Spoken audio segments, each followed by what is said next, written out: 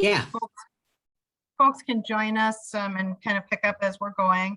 I just want to go over, good morning, everyone. My name is Brenda Schaefer-Pellenin, and I'm a planner with the Arrowhead Area Agency on Aging.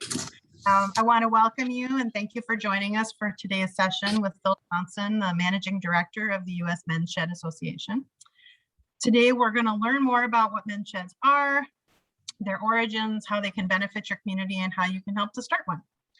Before we get started, I just have a few housekeeping items. For your information, today's session will be recorded. Please keep your microphone set to mute. If you do have any issues with your connection, any issues with bandwidth, it does help sometimes to disable your camera. If you haven't already, if you want to take a moment to put your name in the chat box and what organization or what brings you here to today's session.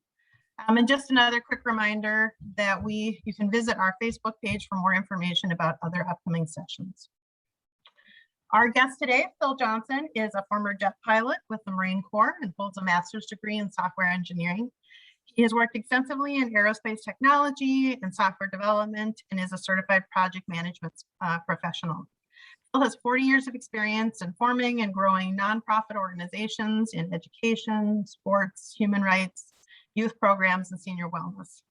He was recognized by AARP with the 50 over 50 award for his efforts in organizing the U.S. Men's Shed Association. I'd like to welcome our speaker, Phil Johnson, and thank him for joining us today. As we're going through today's presentation, if you do have any questions, please feel free to use the little raise your hand, virtually raise your hand, and we'll take questions as we go during the presentation. And I will turn things over to Phil. Okay. Well, good morning, everyone. Thank you for taking the time to join us. This is really a fun part of my job, working with both men's sheds in Minnesota, but also with the U.S. Men's Shed. This certainly is currently something growing nationally that started internationally, and now the focus here in the U.S. is with us here in Minnesota, as we've really gotten a good start on forming sheds in this area. Why don't we go ahead, Brenda, and put up the first slide, and we can start from there. Yep, give me 1 second. Okay. While she's doing that, as some of you may have heard, I am a lifelong Minnesotan. I have relatives in the Arrowhead and went to school there at UMD, met my wife there, who's a Duluth native. And so I have a lot of attachment. I remember one of the most fun days of my life when I was in college. I seemed to always have roommates from the Arrowhead.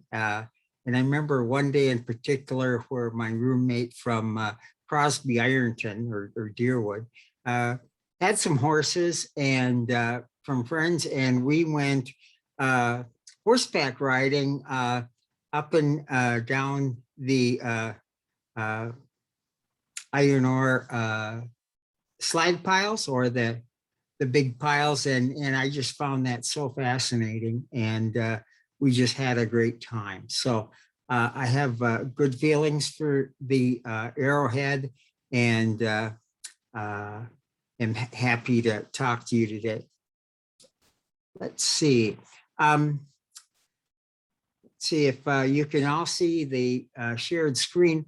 What we're going to talk today is about men's shed, and the real purpose of men's sheds across the world is reducing social isolation and promoting men's health and well-being. So how that works out at the local level is we see groups of men getting together to share time with each other, but most importantly, do things together. The science has shown, research has shown that men do best when they're working on something together, working shoulder to shoulder. So we find that where women may, at least generally now, this is not everybody, but generally speaking, women do best face to face. For instance, my wife is in a book club, and when they get together, it's kind of a circle of chairs, and they really enjoy that. But the research also shows that men are less comfortable in that setting and really do best at doing something, some activity they do shoulder to shoulder. And why don't we have the next slide there, Brenda? So men's sheds are grassroots organizations, and they really were developed starting in Australia as a way to reduce social isolation and loneliness, particularly for rural men in Australia. It was a government-sponsored program, and currently in Australia, they have over 1,000 men's sheds across that country, that continent, and they all operate on the concept of having men get together, do activities that they enjoy and they decide themselves on doing, and sharing time with each other. So we'll be seeing in the slides today, pictures of various things of actual U.S. men's shed and many Minnesota men's shed, what they do together. Okay, next one.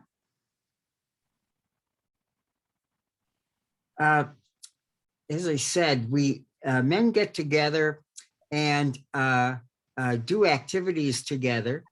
You'll see many times there are things involving, well, again, there are always things men like to do, groups do. And so there may be woodworking or those type of activities. There are a lot of community service activities that men's sheds do. For instance, the very first men's shed here in the US was in Hopkins, Minnesota, and their very first service project was putting up some storage shelves for the senior center where the shed started. And actually, the shed had been discussing, what are we going to do for our activity? And finally, one of our men, Joe Holisek, said, well, I don't know about activities, but they could really use some shelving in their storage closet here. Why don't we do that? So we spent the next 4 weeks putting up some shelves, because in men's shed, you aren't rushing to meet a deadline. You're just doing things that are fun together. And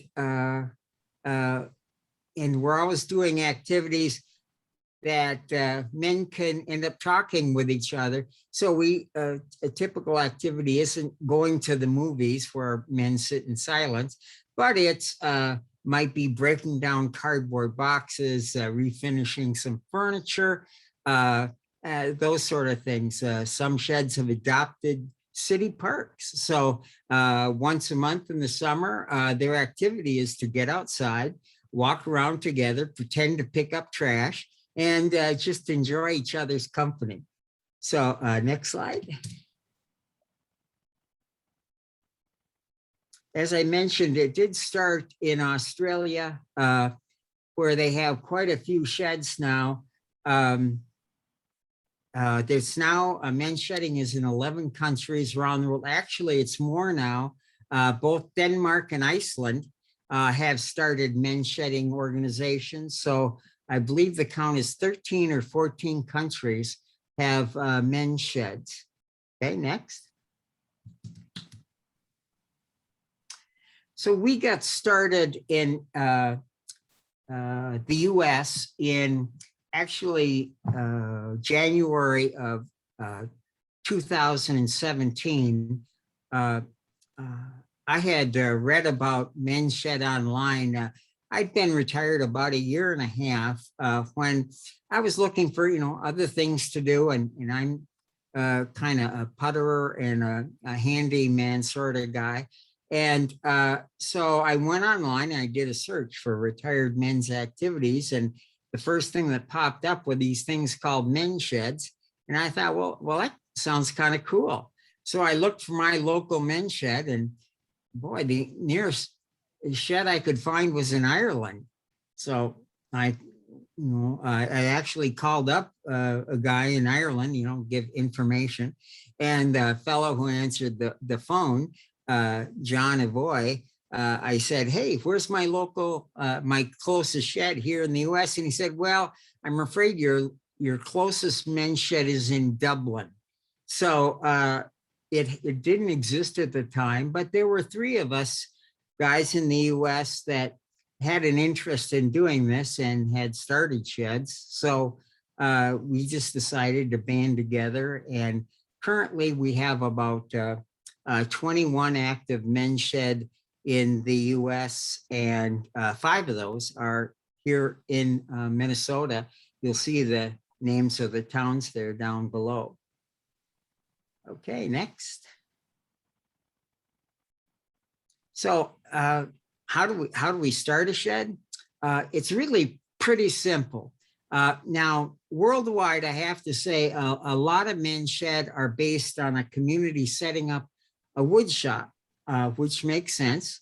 And truly, for Australia, the beginning of men's sheds were, as you say, it was in sheds in the outback. So, but here in the US, what we found that works well is for a community resource, particularly like a senior center, a community center. It might be some other public space like a school district that has some space for guys to meet. Typically, it might be a classroom or a meeting room, but we don't need to have a fully stocked workshop for guys to get started. So it really is, if once we find a sponsor, and for instance, these are really quite varied in community down in Isanti County.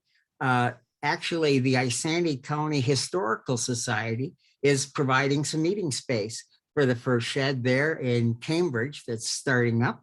And so it really can be anything. In Roseville, Minnesota, the shed is sponsored by the school district as part of their lifelong learning efforts.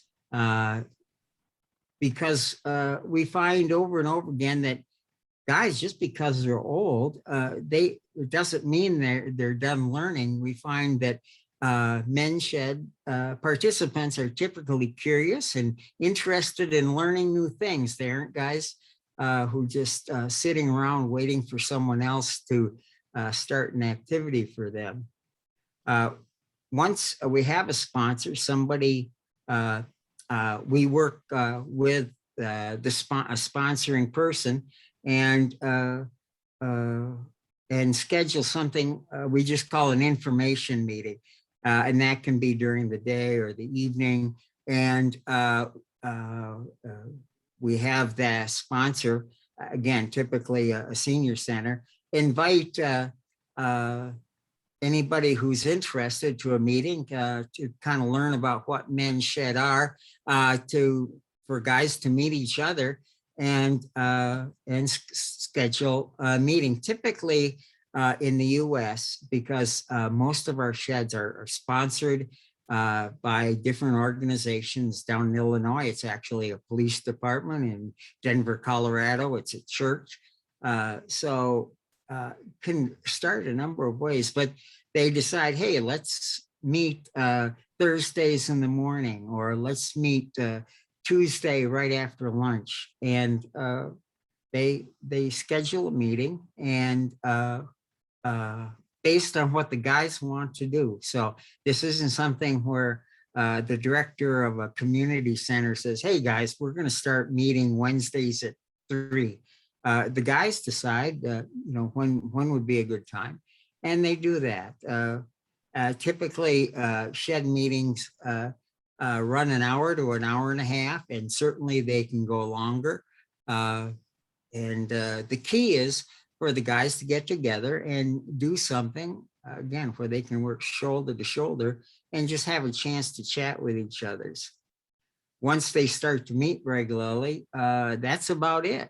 Men's Shed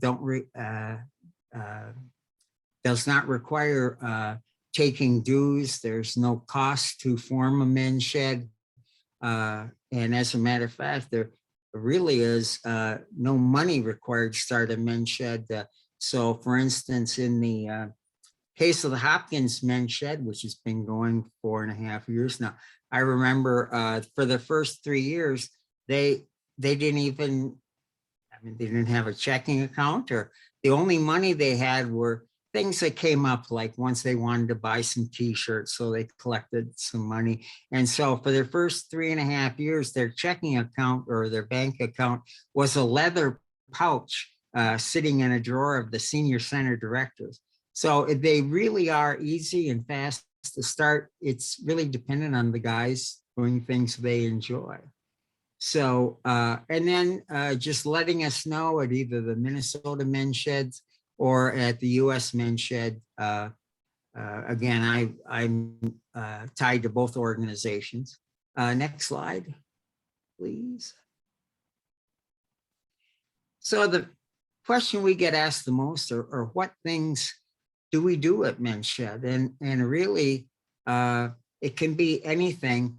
I have to tell you, I think that the most a great example of men's shedding or men's shed meetings is for those of you that have assembled IKEA furniture or flat pack furniture.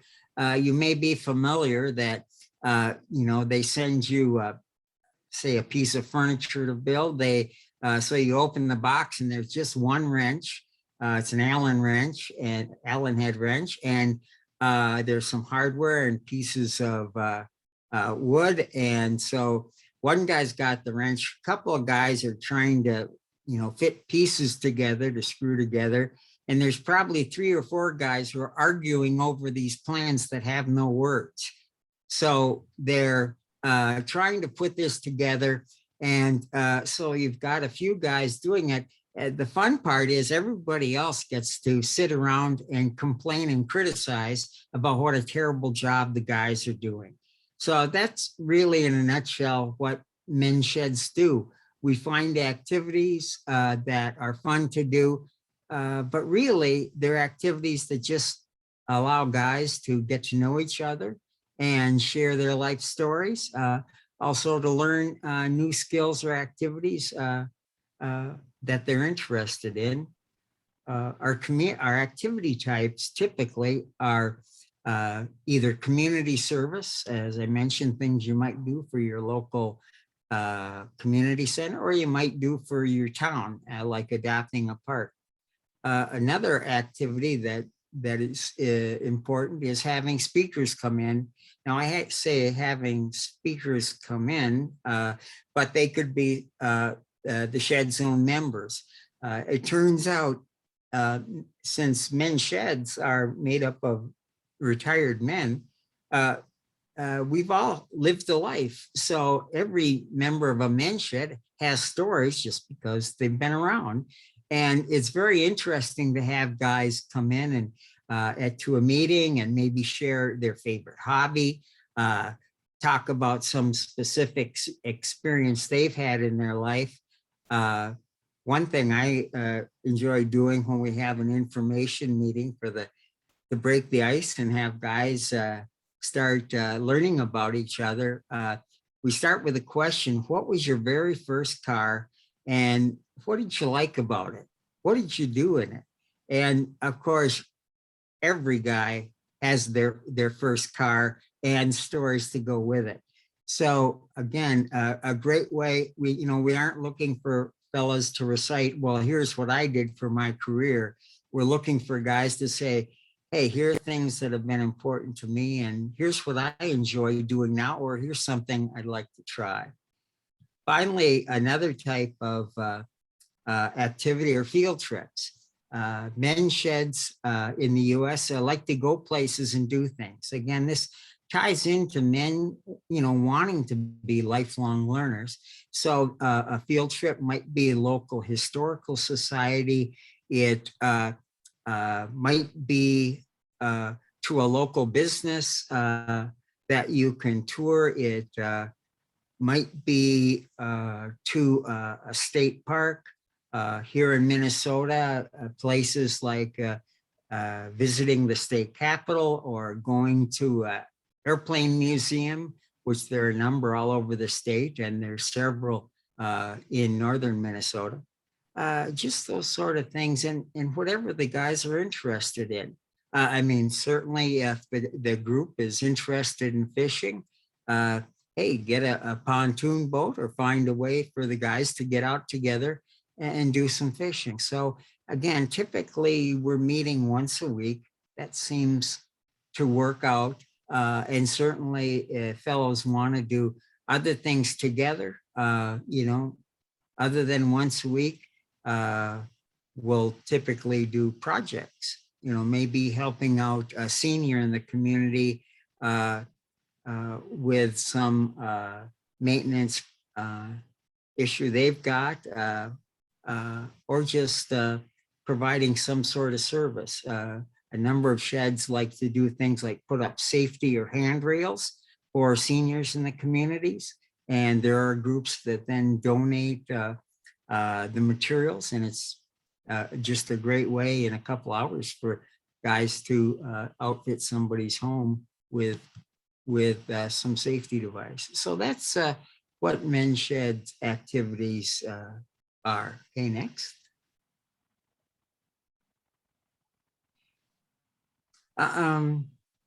Great.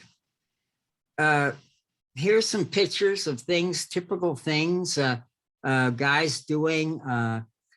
We had one group that visited an airplane museum in Eden Prairie, Minnesota. You can see it was during COVID, so we're all wearing face masks. Another activity, guys working on doing some light brush clearing in a park in Minneapolis area, and a group working at a food shelf. So these are just a couple. Let's go ahead and look at the next slide. Again, they're quite varied. Here's some interesting ones in Bellingham, Washington, which is north of Seattle. Down in the lower right, you'll see something called a growth sphere. The Men's Shed found some plans with an organization called Makers, and they got someone locally to cut out plywood based on plans they had, and then assembled it. And basically, like you can see, it's vertical garden that can be used in a variety of spaces by a variety of communities, inside or outside, and grow a community's own vegetables or herbs or those sort of things, and creating some green space and giving the guys a healthy activity to do, and then the results of it are certainly healthy. Another group visited Hennepin County recycling center. You know, it's a transfer station where the garbage comes in and recyclables are sorted. And it was just interesting for the guys to learn about that and learn a lot about the recycling program here in Minnesota.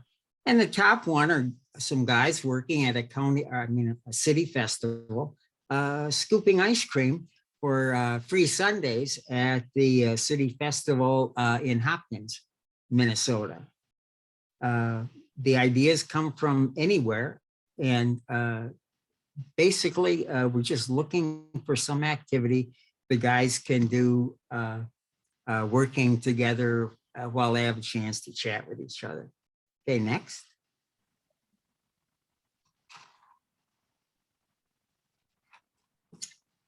Here's some more ideas. Gardening, we have a group of guys there on the bottom going over some plans for a project they were going to do that day. Cooking classes, a number of men's sheds have done that. They can either go to someone's home over to a local facility, for instance, in a church kitchen or community center kitchen area. They can, a number of sheds, volunteer at local elder daycare facilities. There's quite a bit of interest in members' health. So you have things like learning about what is the community doing to assist older citizens with adult daycare for dementia, Alzheimer's, or physical challenge they might face. We mentioned hobbies. One that was very interesting, one of the members of a shed in the Minneapolis area, he had a nephew who had been a real astronaut. And so he came in and he'd been with his son, his nephew, who had gone into space from Russia, since we didn't have the shuttle anymore. And so the nephew spoke about his experience, and the fellow spoke about him going to Kazakhstan to witness the takeoff. You know, it's fascinating. And again, there are so many stories that Men's Shed members and their families have that you're never going to run out of interesting things to talk about and share with each other. Next.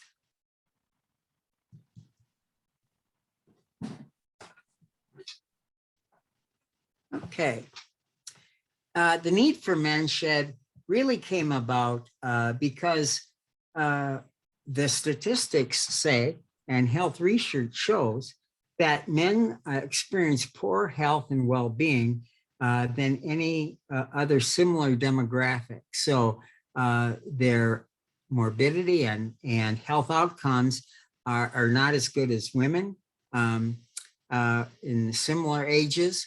Rural men tend to suffer from loneliness and social isolation more than urban men. And also we find that reasons such as, us guys like to think of ourselves as, being self-sufficient. Those of us from possibly a Scandinavian background, like my family was, where my father just believed it was up to him to take care of himself, even when he wasn't able to effectively anymore. Another challenge can be for a lot of guys is just not knowing much about key challenges. So some of the speakers we have come in might be talking about back health, or might be talking about things like how to recognize the signs of dementia in yourself and others, in older people in general. And guys tend to go to health providers far less than women in other demographics. Okay, next. So what we're looking for is to set up organizations across the state that really help support social connectedness. Now, in some communities, this happens just automatically because of maybe folks in the community. In Pine City, I know down in Pine County, they actually have a group that's been together almost 30 years by the Redeemer Lutheran Church there in Pine City. And it was just a group of guys that decided to meet twice a week, and they've been doing it for many, many years. And they do some activities together. They also meet to chat with each other. So that's what Men's Shed is really aimed at, being kind of a starter for guys to get together and do activities together in ways that they might do so naturally, depending on if there's someone in the community who's farsighted enough to realize this and and be able to organize some guys. But we really want to do in our campaign here in Minnesota is find those people that are interested, both in terms of, say, sponsoring a shed and those interested in becoming Men's Shed members. And that's really about it. We find that it really takes 2 or 3 minimum guys who enjoy each other's company and look forward to meeting each other at least once a week, and they grow from there. You really can't do it with just one guy, or say a sponsor with people that aren't interested. We we've been together here in Minnesota, where we have 5 men's sheds, really talking together as a group for about 1.5 years. And we've received a research grant from the University of Minnesota to study the potential for men's sheds in rural Minnesota. And it's really an effort to try to help get men's sheds started in rural Minnesota, and that's what's led me here today to speak with you. We're looking for ways that make it easy for groups to get together and get started. Next.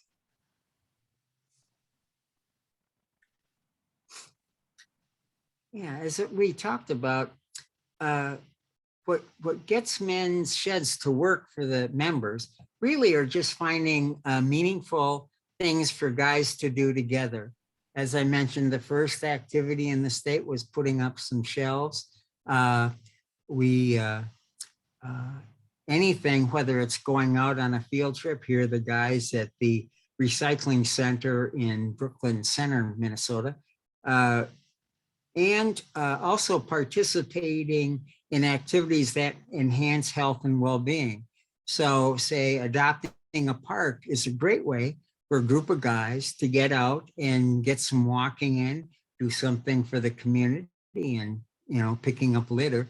But most importantly, for guys to be together with other guys and having opportunity to share with each other. We find that men do much better at sharing, say, health challenges with guys like themselves, as opposed to being comfortable, say, going in to see the doctor, or maybe even sharing questions they have with their wives or family members. As you see there, camaraderie is a key part of this. And what we want to see happen in men's sheds is basically being Minnesota nice to each other. We want to be respectful of each other. We find a good strategy for meetings is avoiding those topics such as politics or religion. The idea is to talk about what's going on with each other and talk about those topics that are meaningful to them. Okay, next. A lot of research has been done overseas because men's sheds have been around for closing in on 30 years now.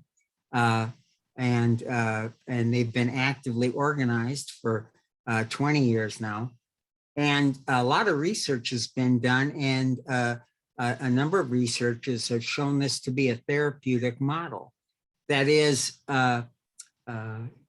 it really helps men become, hi there, Ann, become healthy and active, and in ways that the sum of which is to improve their self-esteem, to improve their health, to improve the community.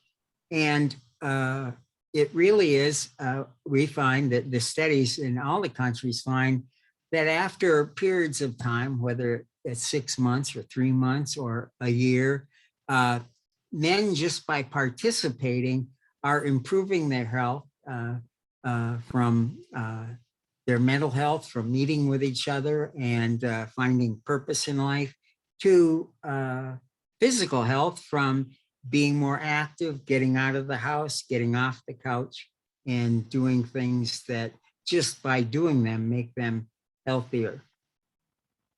Okay, last.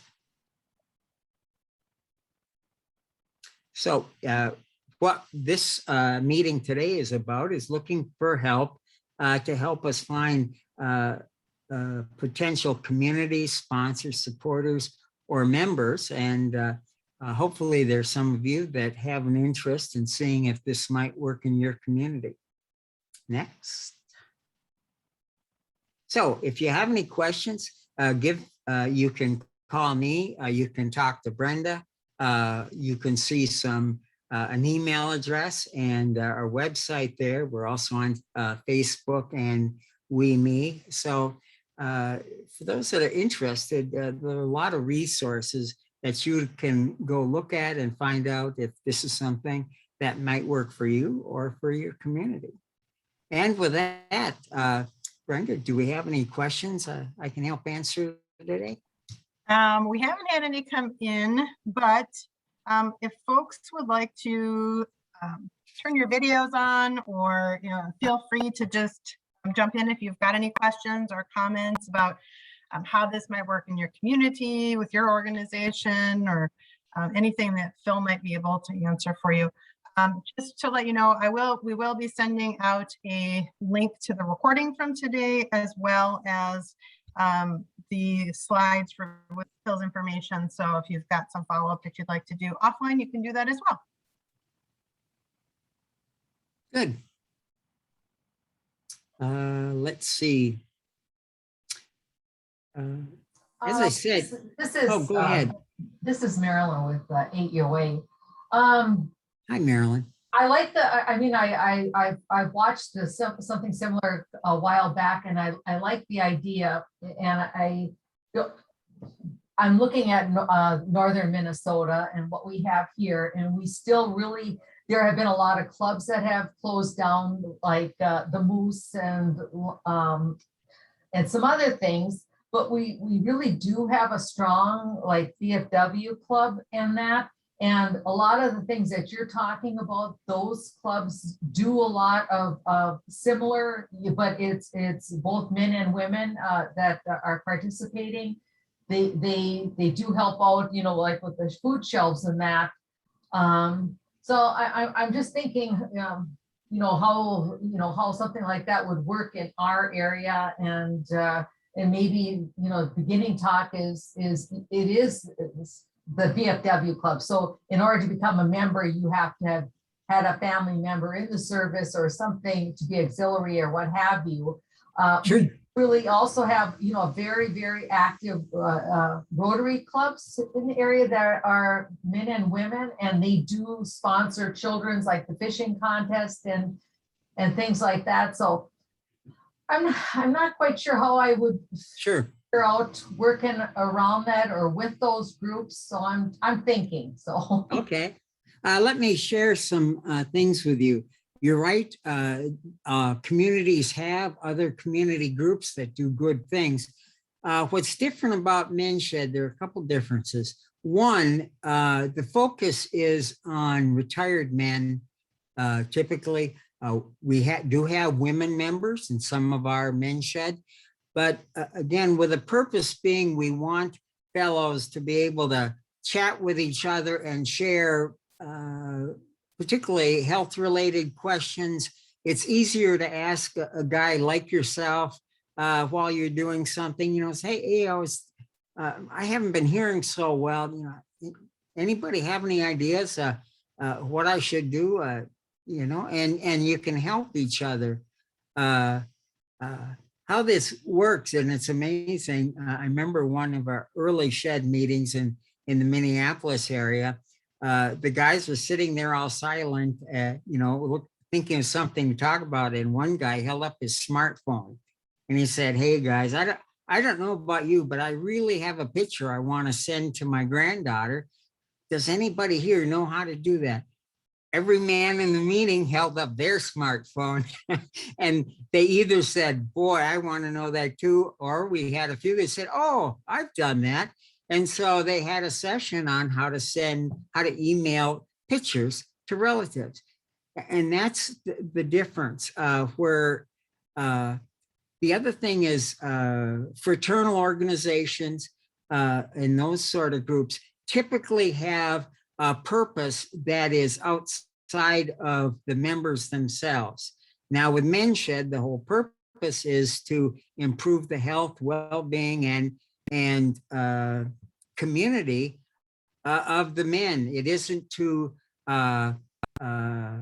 provide things. I think it's the Lions that do a lot of work with, education for children.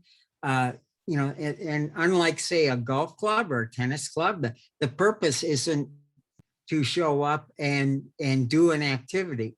The focus isn't on activities, it's really on the individuals, and the activities are really excuses or ways in which the guys can get together and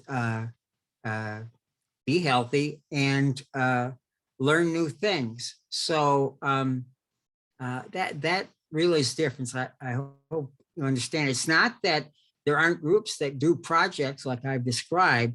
It's just the research shows there's a need for groups of men to be able to get together with people like themselves and talk and get them out of the house and get them to chatting with each other. Any other questions? I will say one thing that's different too about other organizations. There's no organization or structure. You don't elect a committee. You don't create a named organization. You don't have to go out and form a 501c3 nonprofit. There are some sheds that do. For instance, some sheds might want to have a outdoor facility, a real shed, and there's those types too. But in Minnesota, typically are these groups that just get together and start meeting. So there aren't any. You don't end up spending your meetings organizing and talking about organizing. You get together and focus on each other, and that's what makes it fun. This is Lisa from Northwoods Partners in Ely, and I have a group that I started, and I just wanted to affirm what you're saying. And just some ideas that we had too. I started a group called Memories, and I just decided to call it Memories and Movement because it was an opportunity for people to come together, share some memories, like we talk about our first cars and our first jobs and our first love and all these kind of things. And it's been like grown to be about 12 faithful regulars, and then 2 that are snowbirds, but they come too. And we just have such a wonderful time sharing our lives. And like you're saying, they share lots of questions about their health, and they're just sharing their life stories. And then we've also gotten to where these people now, out of most of them, there's only 3 that are still married. The rest of them have been widowed, and they like now spend holidays together. We're doing events outside of the things together, and we have ages from 60. I think the youngest one is like 62, and then we have a 94-year-old. So we've got but very different levels of some are now have dementia, and some are more active than others, and some are having mobility issues. And so for me, I love the idea of just doing some things, but trying to find something that everyone can feel a part of. But I was just even thinking like creating field trips or something, maybe where we go different places together, because a couple of us definitely could drive everyone. But I have to say, it's been a phenomenal thing for our community, and these men, they're just become such good family to each other. And so I think it's a wonderful idea what you're doing. Well, that's great, Lisa, and you're right. There are other ways to do this. The purpose being to help retired men, older men live healthier, happier lives. And there are all sorts of ways to do that. It could be a church group where the guys really like each other. And hey, one thing about Men's Shed is similar local organizations. You don't need 10 or 15 or 20 folks. Really is, it's just one way to get a group started that is there for guys of a particular population and to do interesting things and to enjoy each other's company. So this can happen a variety of different ways. Men's Shed is just a method to get things started where there may not already be an organization or a group. I mean, if you had half a dozen guys that, you know, lived in a small town or met once a week because they're all retired farmers and they meet at the coffee spot, you know, every Saturday morning. That, you know, so there are ways to do this. This is just a way to help get that process started. But in the end, it's if guys can get to know and enjoy each other's company, they'll live longer, they'll live more happily, and just feel better about themselves.